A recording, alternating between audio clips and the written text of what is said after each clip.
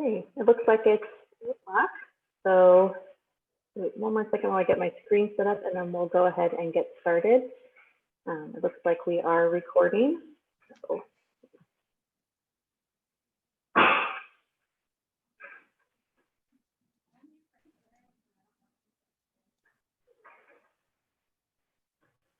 Okay, and hopefully this will work.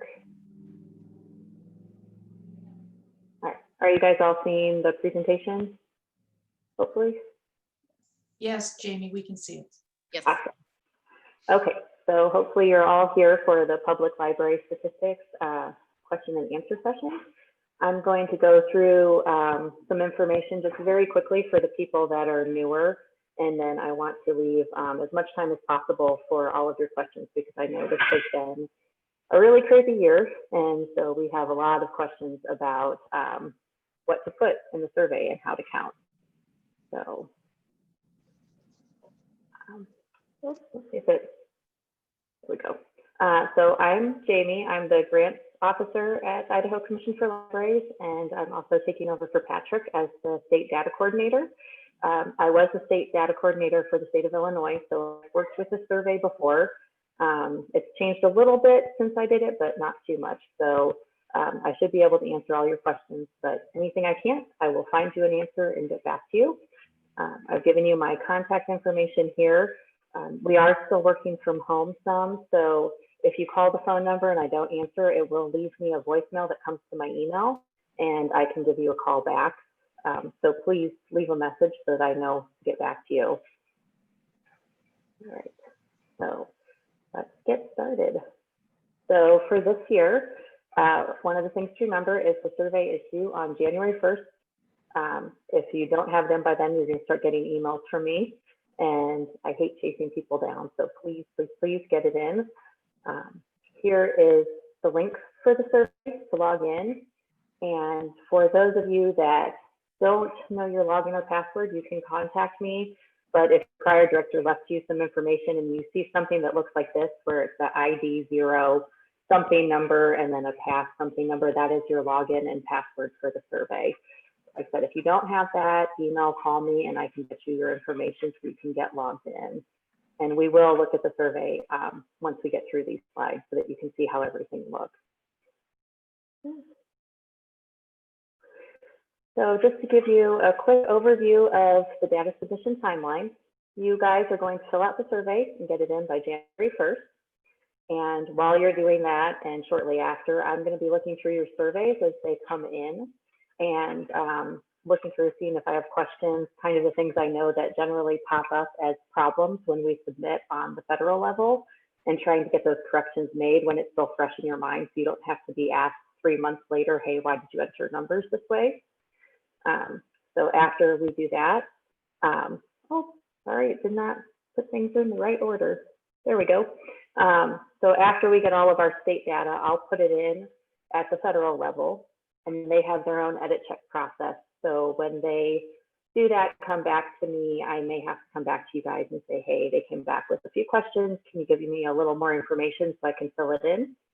And then we take care of it from there. And once it's all submitted, that's when we consider our data final. And we use that to publish our stats book that goes up on our website. As of right now, we did not print it for this year. We'll see if that goes back to being a physical thing in the future, but it will be an electronic item that's available every year. Okay, so just to give you a quick overview before we get into questions, we have 3 areas that libraries generally collect stats for. We have the federal questions, the state questions, and the local questions. The federal questions are the ones that all the states agree that we're going to ask these same questions worded the exact same way with the same definitions so that we can compare data across the nation. And then we have our state level questions for Idaho, where these are the questions that are useful to you libraries and us at ICfL for our programming and service needs. And we can, change those as we see fit, which I'll talk about in a second, but that's so that we can compare our data on a state level and know that we're talking about apples and apples and not apples and oranges. And then beyond this survey, The survey obviously does not collect everything that you do. You have all of your local data where you're free to collect anything else you want to share with your board, to share with your community. So this survey is not the complete picture of what your libraries do. And just so that you are aware, questions can be changed, added, and deleted to the survey over time. So the process for federal is pretty long. I'm about to attend a training the next 2 weeks where we're going to discuss changes for the 2021 survey, which for Idaho would go live in October of 2021. And in order to have those questions considered, the state data coordinators from all the states had to submit those, I think, by September of this year. So it's a pretty long process to get it approved, get it on a survey, and actually start collection. And then at the state level, we do update our survey every year, usually over the summer, so we can change questions at our state level or add new things. If a lot of you are saying, hey, we'd really like to collect data and compare it to other libraries in the state, can you add another question? We can certainly look at that. And in order to do either of those, you just need to send me a message and then we can start considering it. Okay, so I want to pause really quickly for questions before we go look at the survey and start taking other questions. And I don't see the chat right now since I'm sharing my screen. So if one of you, here, I'll stop my share. Everyone good so far? Okay, so I will start sharing. Hold on. I think I need to get my others. There we go.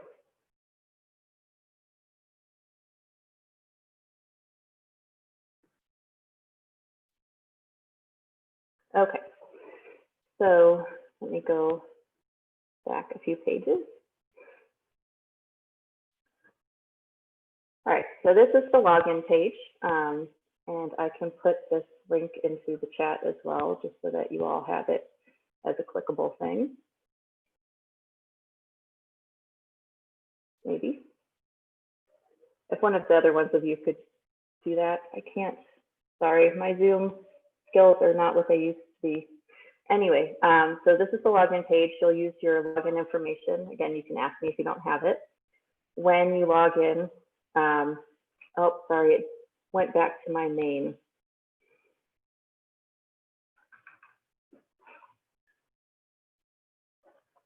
This is our testing account so that it looks more like what you guys see. All right, so when you log in, you should see any surveys that you have. And if you click on one, come on. Of course, now it's not going to work for me. Am I sharing my screen? Yes, Sammy.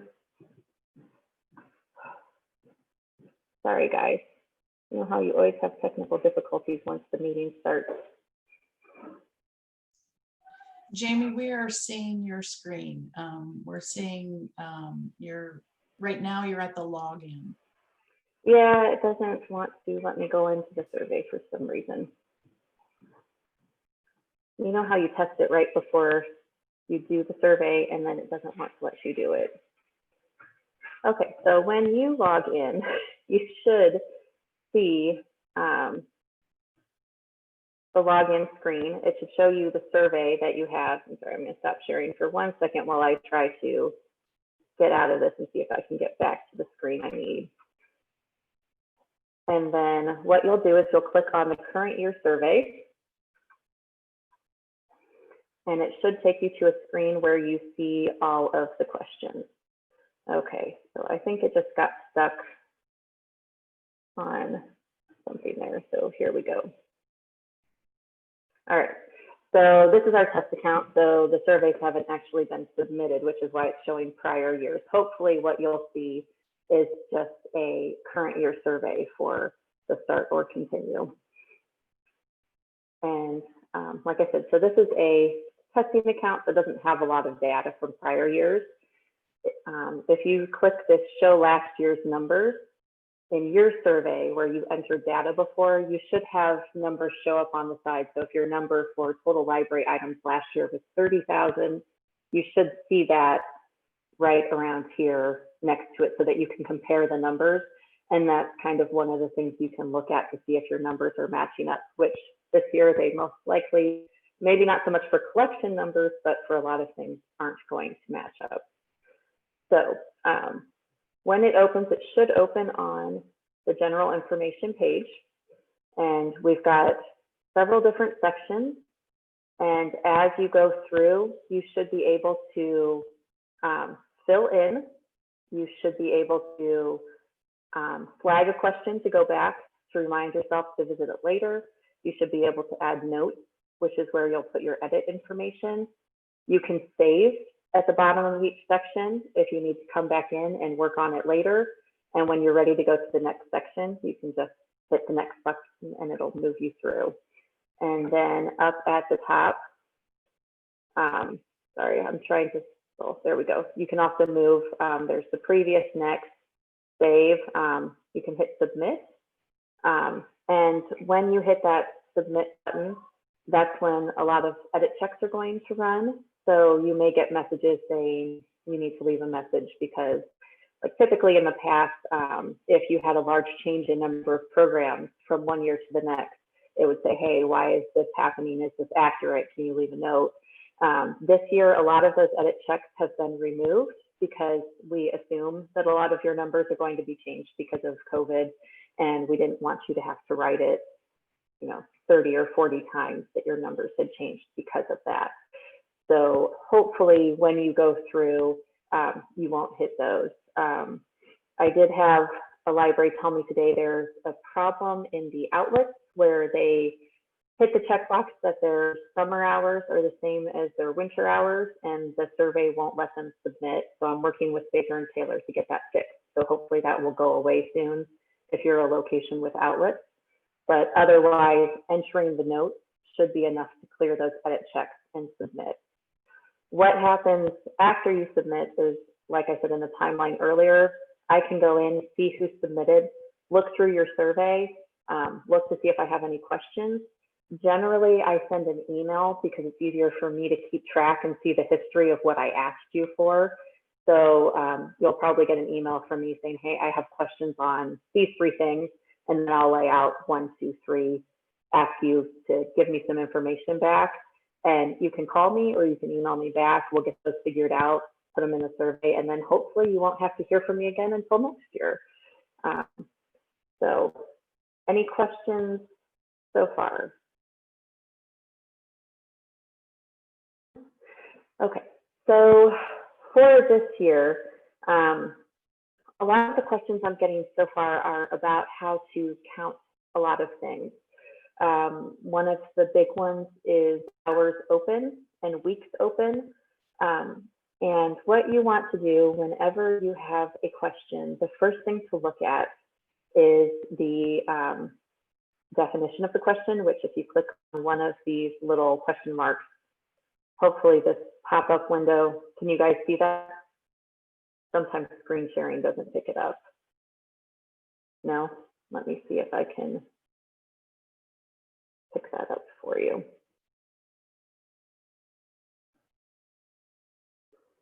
Okay. So all those question marks open a box like this where it gives you the definition.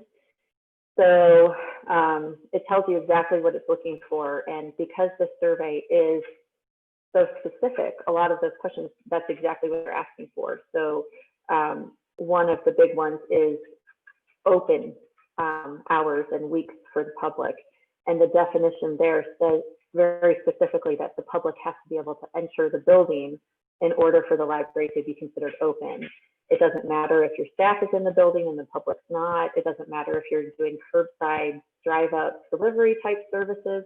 If the public can't set foot in the door to come in the building for that week, you have to count the library as closed. So for a lot of libraries, that means that your numbers really are not going to pick up all the service that you did. So out of 52 weeks in the year, if for 10 of those you did curbside delivery only, when you get to that week's open question, you're going to put 42. The other area where I'm getting a lot of questions is programs. So let me get back to that screen real quick.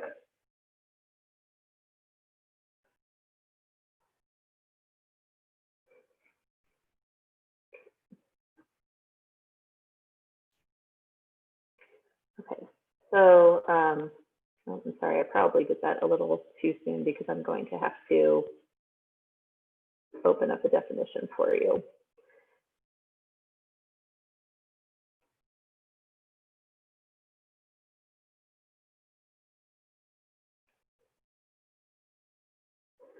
Right.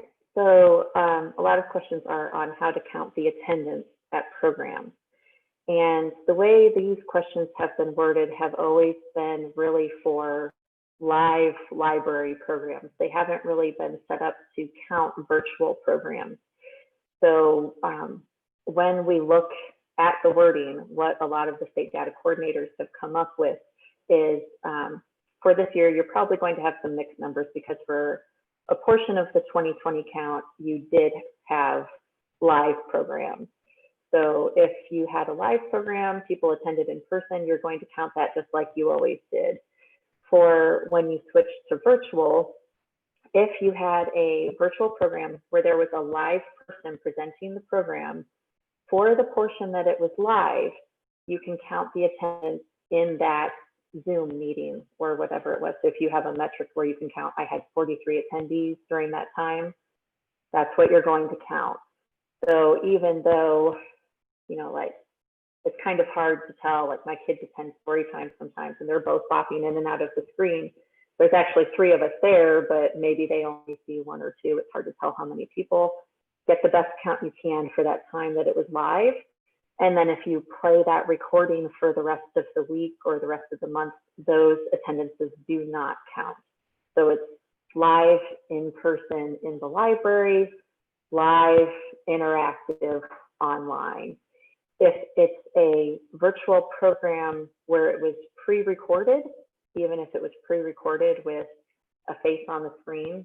So like if I did this for all of you, if you weren't here and I'm just recorded, this would not count as a program for the purposes of the public library survey.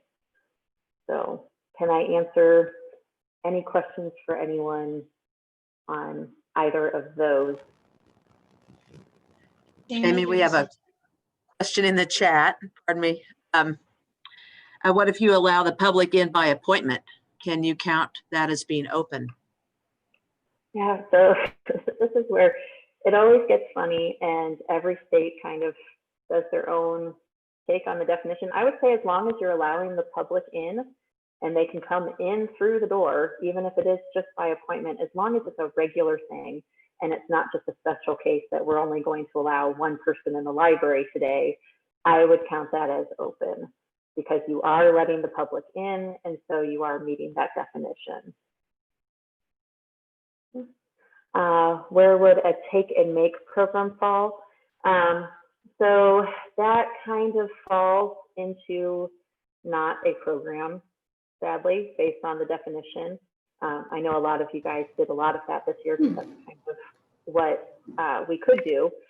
So again, because they weren't in the library, unless you had a component where they took that kit home and then there was a live presentation that went with it, you could count the attendance at that live presentation, but you can't say we gave out 500 kits and so we had 500 attendance at that program. I do think that that's a good one as a state for us to look at, maybe counting in the future. Obviously, COVID's going to go on for who knows how much longer. The 2021 statistics are going to look funny as well, but that is something that we could try to capture for next year. If it is something that states are interested or libraries are interested in, if you guys could let me know that, the sooner we decide to add a question to the survey, the easier it is for libraries to start collecting data. If we wait until September to say we're going to do it, then we've gone the whole year without libraries knowing it was coming, so they may not have been counting. And that's also one where I think it's really important to still capture those metrics, because being able to tell your board and your community when those tax levies come up for the ballot, having those metrics is still really important. It's just for this survey for this year, we're not collecting it. Okay. Any other questions I can answer right now? Okay, at this point, I've kind of gone through the survey, so any question you guys have, I wanted to leave plenty of time for you guys to ask your questions so that we can hopefully get everyone on the same page and get you guys doing your surveys.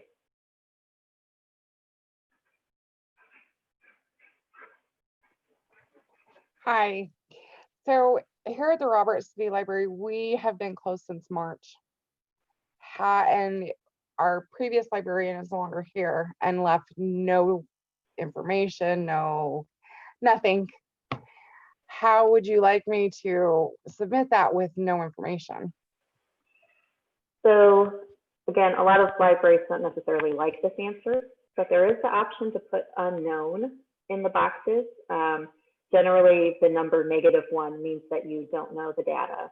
And to be fully compliant with the definition, if you only have partial year data or you're kind of guessing, unknown is a better metric, because otherwise, if another library is trying to compare to you, it's not really meeting the definition of what they did.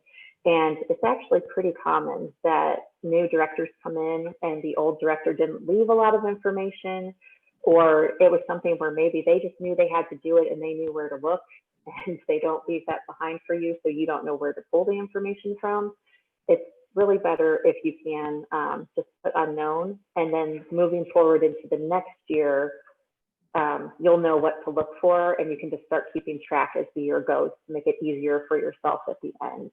I don't know if there are any libraries here that are really big on the library journal star ratings. That's about the only thing that really gets upset by those unknown data points. They won't award star ratings if you haven't put in data for all the categories that they count. So if you have a -1, then you're not eligible for that star rating. But the star rating doesn't actually mean anything. It's just a library journal designation. Did that answer your question, April?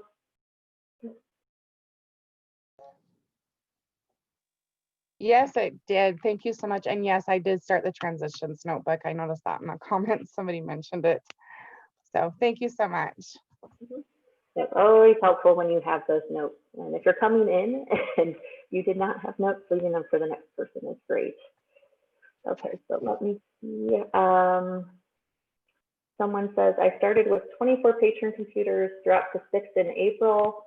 I counted 6 on the survey. Is that correct? Right, so the survey is over the full year for certain items, but for others, they actually say as of the survey date, which is October 1 or September 30th, 2020. So if you look at September 30th, 2020, what do you have in your library? That's what you count. So for certain things like circulation, you're going to count the whole year. For other things, you count what's available on that date. Let's see. What if your library square footage changed halfway through the year? Do we use our current square footage? No, again, if you had a change during the year and by the end of the year you were bigger or smaller, we want to pick that up so that it's accurate for the next year. I think I forgot to mention there are some fields in the survey that are grayed out because they're pre-populated from the prior year or they're auto-filled by us. So if you hit one of those boxes and you need to make a change and you can't do it, just email me because I can make the change. And some of that is because when I do the entry at the federal level, there's certain changes that I have to code a certain way. And usually square footage or like adding a branch, closing a bookmobile or those type of things. Let's see. As a director, I use the notes field heavily. even to remind myself on reports of account numbers I used each year. Yeah, so you can use those notes to answer the edit check, or you can leave a note for yourself. Yeah, that's a good way to do it. And I think, did that get everybody? I just have a general question. This is Mary. So back to your comment about being on the same page and then the idea of comparison purposes. For the libraries who are not live on the call today or catch this recording later and are just kind of in the groove of autopilot with their stats, those of us are going to have lower programs and lower probably open hours and such because we've learned what you're saying, but they are going to have larger ones. Are you going to, is there going to be a way that, you know, it'll be sort of obvious to you and you can go back and catch up with them? Or are we just going to have to put a big asterisk saying, this year Idaho's all across the board and there's no real comparison? Right, so I think what's going to happen is 2020 for the rest of time. When we publish the stats for next year, I think we're going to have, you know, we never did a statewide closure the way some states did, so everyone was on kind of their own local things, so some places. So it is going to be odd across the board. Certain things do stand out.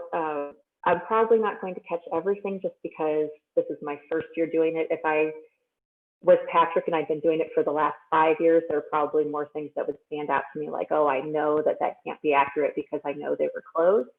But probably one of the flags is going to be if someone says they were open for 52 weeks, one of the things that's going to be in that email from me is, hey, were you actually open that whole time? Could the public come in the whole time? So I will be trying to catch those as I go through. And we can still make changes as time goes on. So if you look at your survey and you submit it in January, and then in April you notice, hey, you know, this is wrong, it may not make it everywhere right away, but we can make corrections. So you can always forward those to me. But we will try to get everyone on the same page. Anyone who calls me later and asks questions, they're going to get the same answers for everything. So hopefully we'll get everybody kind of on the same page so you guys can still compare against each other, even though this is just a crazy year. Someone says, how do I find the number of visits to the library's website? So a lot of those type of questions depend on your library. If you are going through the ICfL service, I can send a note to Doug Baker and he can pull your stats from that and get them for you. If you're using a different service, you'll have to go through them. Sometimes, usually there's some sort of account management page where you can get some metrics, but those are more specific one-on-one type questions where I need more information to be able to help you.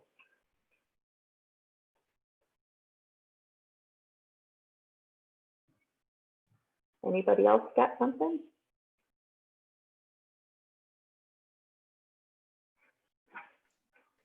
I have a question. So we started delivery service this year.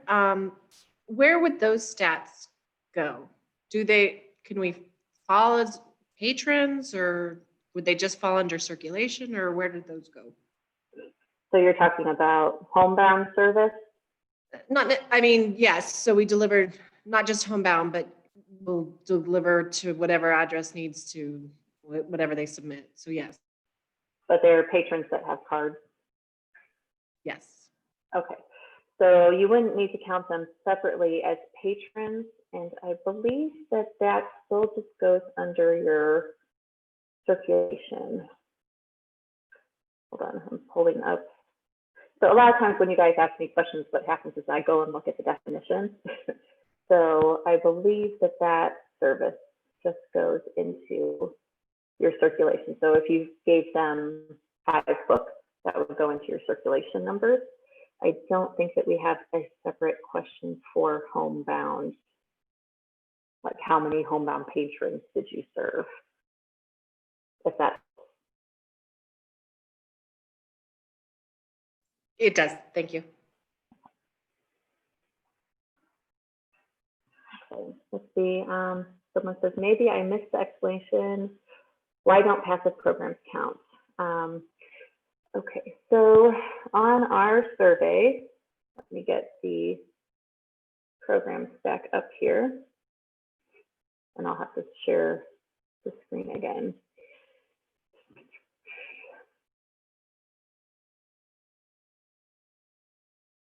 Sorry, I should probably get the definition up before I share the screen so I don't have to switch. But the basic answer to your question is because passive programs don't have active attendance, you don't have someone at a live meeting, they don't fit into the federal definition of a program. Some states have separate, when you look at their survey, they actually have little data tables where it's children, young adult, active, passive, total programs. And so that is certainly something that we could do. But based on the current survey that we have set up, where we're just asking for the federal program attendance, we don't have an area for passive programs. And that is another one that a lot of states are moving towards having if they don't already have it. And if it's something where you want to compare yourself to other libraries to see how many they're doing, what age groups they're doing, that can be something that we could look at adding for next year. And for the part of what changed this, I think that's probably just, it was never really supposed to be counted. So it may have been an understanding of the definition, either by Patrick or by the people doing the survey. A lot of libraries didn't understand that that wouldn't fall in. There's a lot of things with programs where it gets kind of funny. So like if you're doing, in a normal year when you have your city fair or something like that and you just have a booth and people are coming by and they learn that there's a library in town, you pass out a bookmark, that doesn't count as a program. That's just kind of a promotion type thing because there's no actual programmatic component to it. So those also don't count as programs, but a lot of people try to count them. So those are usually, when I see the number that they did 3 programs, but their attendance was 3,000, that the question is, okay, did you actually have 1,000 people in the library for each program? You know, what's going on? And then that's usually when they get an email saying, you know, can you explain this? And then we try to correct it. So someone says, we ran our summer reading program through our local farmer market. We counted all attendance for summer reading. Previously, we did not count anything at farmer's market with our attendance stats because it was not at the library. This year, our library programs were completely at the farmer's market. So yeah, the program does not have to be in the library to count, but it has to be an actual program with content. So if you had yourself at the farmer's market and you had a story time where you read to 50 children, those 50 children count as program attendance, and that counts as a program for your survey. The difference is if you just have a booth where kids can kind of pick up a piece of paper to color and wander away, that's not really a program. So Mary says, it's unfortunate we were not aware of the difference between live and recorded programs. Yeah, the effort is the same. And had we known, we would have scheduled more live. So again, remember these stats, they're not going to look great for this year for a lot of things, but it doesn't tell the story of your library. I would still keep all those other numbers. I would push them to your board. I would push them, you know, if the newspaper comes to do an article, I would push, talk to your legislators, tell them all the great things you did. This is a small tool to try to capture data that can be compared to other libraries nationally, data that can be compared to other libraries in our state. And there's so much more that you guys do that is just, it doesn't get captured because otherwise you guys would spend 3 months filling out the survey with 1,000 questions and nobody wants to do that. So yeah, and I think at ICfL, we are very open to, you know, this is a tool for us as a state. If you really say, you know, again, it's something where not just that you want it to be collected so you can show it to your board, because you can do that on your own. This should be something where we need it at the state level so we can plan services. you as a library want to see what the other libraries are doing so you can kind of get a comparison. Those are the type of things where you're like, I'd really like to see what these other libraries are doing on this. Propose a question to us and we can look at it and say, yeah, that would be really great for us to know. That would be something that's great for us as a state to report to the legislature as something that our states are doing, and we can make changes.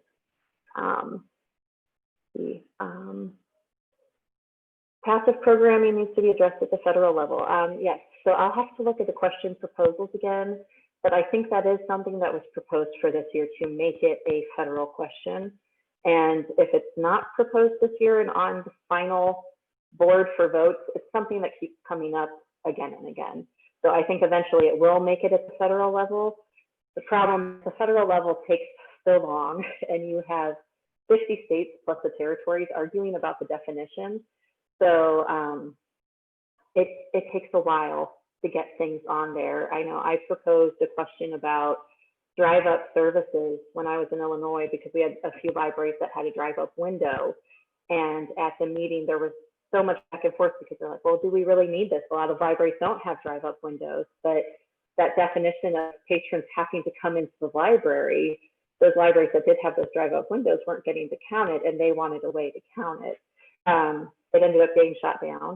And so, it just takes a long time. At our state level, we redo the survey every summer. We talk to Baker and Taylor and start putting it together. So as long as we're not touching those federal questions with their definitions, we can add supplemental state questions, or we can add new questions. If there's something that doesn't make sense to count anymore and we don't need it, we can take it off. It's just easier to know those changes earlier in the year so that we can let you guys know, like Mary said, so that you can start counting it. Or if you do want the numbers to show up on the survey, you can make your plans around how to meet those. Let's see.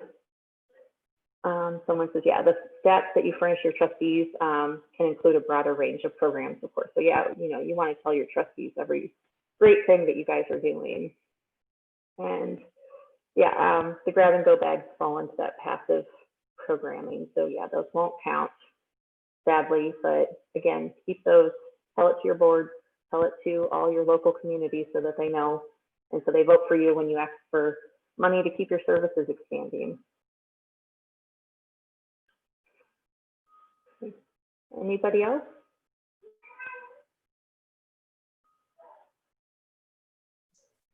I just want to add, I think Jamie put it quite nicely. This is just one tool. It's one survey, right?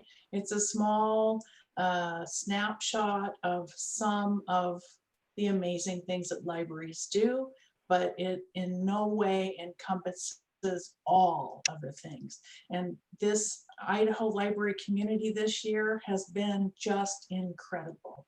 I'm so proud to be part of your group, because the way that you all have pivoted and found ways to continue to reach people in your community should be commended.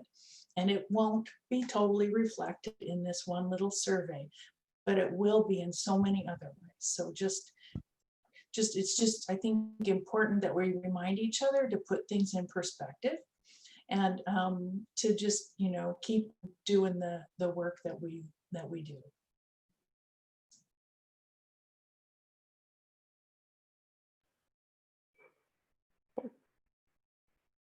Well, I'll give it one more minute. If no one has any questions, then we won't keep you. But yeah, like Tammy said, this is just one tool. A lot of times it's a square peg in a round hole, and it's really for those comparison purposes.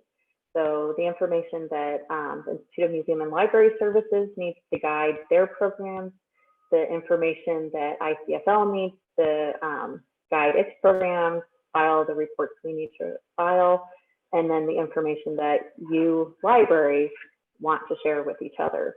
So you should feel, you can be active, you can talk to us, you can say, this is what we want. This data metric makes no sense anymore. It doesn't fit our libraries. This is what does. And we will be proactive in looking at changing things, because there's no way that the survey can stay the same from year to year. Just so many things change in the world with technology that it's not going to stay the same. Oh, and someone, thank you, Tammy, put all my information in there. And yeah, just so you guys know, like I said, we are working from home, so leave me a voicemail. I am home with children, so I'm kind of working on and off, get all my hours in the week. So you may get an email from me at 5 a.m. or 10 p.m., but I will be around and I will try to get back to you as fast as I can. So someone says, I don't know that the survey is even on my trustees' radar. They care about the stuff I report to them monthly, and I report everything to them. Yeah, so it's good for them to know that it exists. I think most of the trustees that contacted me in the past about it, they generally wanted to know, if they were looking at updating the director's salary. So what's the salary for other similar libraries in my area? Other things may be, what are the collection sizes for other libraries, so that they can kind of do that top level planning. And you can also, if you happen to know another library in another state that's kind of in a similar situation, so same size, they're rural, you can kind of look at what they're doing too, just to get some metrics. But I don't know, other than the libraries that were going for those library journal star rating, where their board was going to be very upset if they didn't get their star rating for the 10th year in a row. I don't know how much the board are interested in this particular survey, but it is kind of useful just to get that. At the end of the year, I have an Excel spreadsheet I can send to you where they can play around with it all they want and do all kinds of fun things to compare you to other libraries. So definitely let them know it exists if they don't.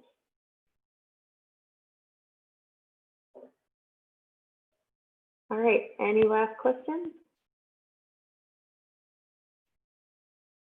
No? All right, well, thank you guys all for attending. If you have questions, let me know, and hopefully we'll get through this year and on to next year with hopefully a vaccine and back to normal services. So, all right, thank you. Thanks, Jamie. Thank you.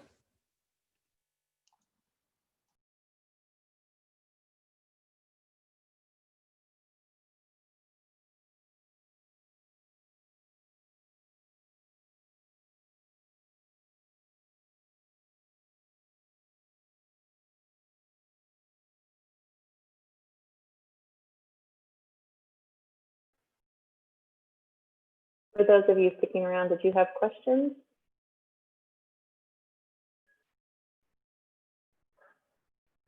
No.